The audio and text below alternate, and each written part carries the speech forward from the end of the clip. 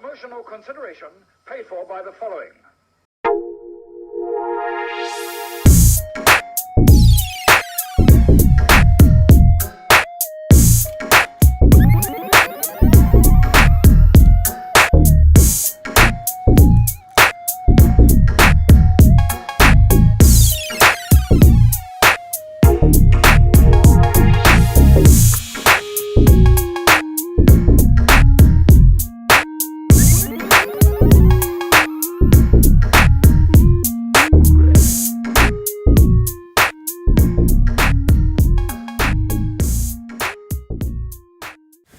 Hello and welcome to another quick shot review for Cheap Shot Entertainment. This is the dedicated movie channel and podcast for Cheap Shot Entertainment. As ever, I'm your host, Luke, and I have been to see this week The First Omen.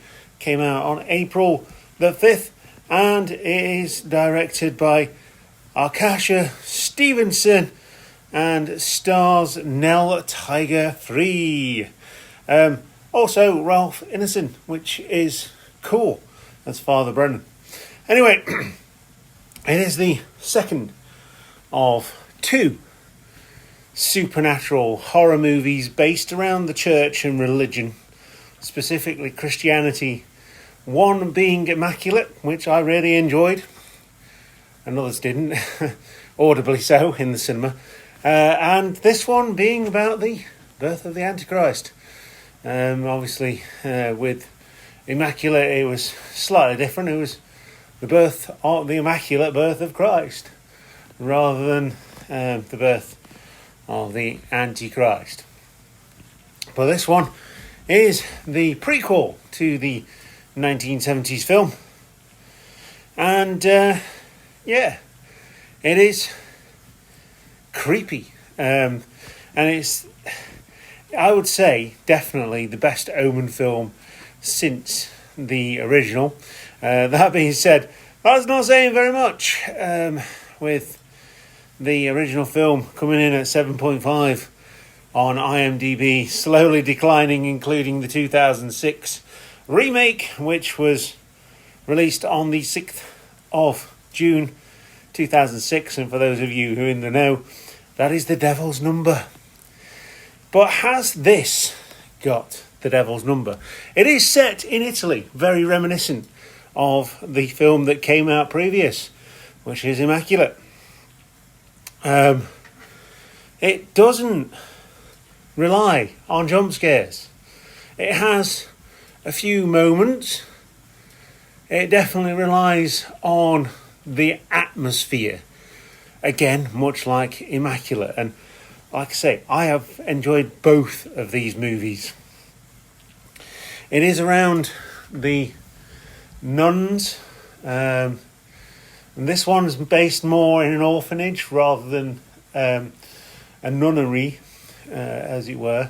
Like I say, both based in Italy. This one is based in the 1970s-ish, maybe even earlier, where there was riots and uprising against the church. Like, you can't tell us what to do anymore, and students were rebelling against the man, as it were. So it's set heavily in that, which is good, because that brings about a new idea. And that idea is that some people consider themselves to be so religious that in order to get people to believe in the church again, as people were making new decisions, they had to bring something in that they would fear enough to go back to the church. And therefore, the birth of Satan's spawn, as it were, would do that and drive people back to the church. And it just shows how, and this is true whether you like it or not, how much people do rely on religion, and it's great. I know a few people that are very religious and they fully believe that these things can help them, which is fantastic. And if they believe, I believe. But I'm not one for following things. But let's get back to the film. It's about a young American woman who is sent to Rome to begin a life of service to the church. So she's going to be taking the veil, obviously. But encounters a darkness, and that comes in many forms, including her flatmate before they join the church completely and take their vows, vow of faith, and causes her to question her faith and uncovers a terrifying conspiracy that hopes to bring about the birth of evil incarnate. And it has a multitude of really good performances, including that of Nell Tiger-Free as Margaret, Ralph Ineson as Father Brennan, Sonia Braga as Sister Sylvia, Maria Caballero as Luz, who's kind of like the devil on Margaret's shoulder, I suppose. You got Bill Nye as well, who is Cardinal Lawrence.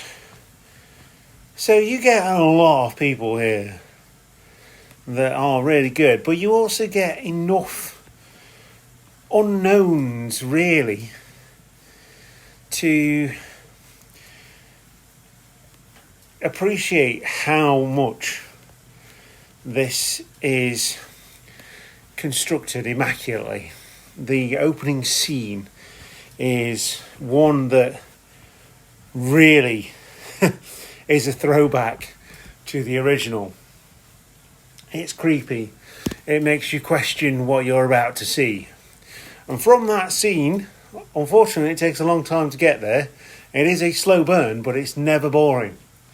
And although you can pick out some of the set pieces and pick them out really, really easily, like I say, it's done, it's built with tension. You've got the original score intersected in there. We don't really use that until near the end. You've got all this imagery where it makes you really question a lot of things, and it's just really good. It's got a decent twist, but I saw that coming from a mile away, and it's got some fantastic practical effects. With films these days, especially horror movies, it's so easy to go in with the idea of using CGI, make it cheap, get as much back as you can. I mean, it's got a budget of estimated of 30 million. It's grossed worldwide in its opening weekend 17, so I mean, it's nearly 18. Considered probably a bit of a flop. But yeah, that's probably down to previous iterations of the Omen. However, this one really does deliver. And literally delivers evil and foreboding and the devil and everything you'd want from a movie of this type. The First Omen, I think, is a must-watch for any horror fan that would like to go and see some kind of horror movie that will get them going. There's been few and far between. And I know they release these films at times where you can sort of catch people off guard. You release them when there isn't a big release coming and then catch people, the casual. I'm not a casual moviegoer, as you may know. And I really enjoyed this one. And because it was not heavily advertised enough to get me saying, right, I'd quite like to go and see that. Well, because it wasn't heavily advertised. Seems to be the rhetoric recently. If a film is heavily advertised, then it's probably not going to be very good. And they're compensating for it not being very good. And they probably know it's not very good. So they're going to put everything into advertising to make sure that they get as much from it as possible. Whereas this one, okay, it's got a reasonably high budget, but for 2024, probably not that high. And I think if this is what this director can pull off with that budget, I'd love to see what she could do with others. But I'd love to see if she could come up with something original. At the moment, we're bogged down with remakes and prequels. That there's nothing new. And when that new thing does come out, it tends to not be very good. Yeah, to say the least, I really enjoyed the First Omen, and I'd recommend that you go and see it. And I'm not the only one of my horror fan mates that thinks this movie is actually decent. So, yeah, recommendation from Cheap Shot Entertainment to go and watch the First Omen if you're a horror fan and you appreciate classic horror rather than scarefests. And when I say scarefest, I mean loud noises that seem to happen for no particular reason whatsoever. This one is for you. I'll see you next time. Thank you very much for listening, and goodbye.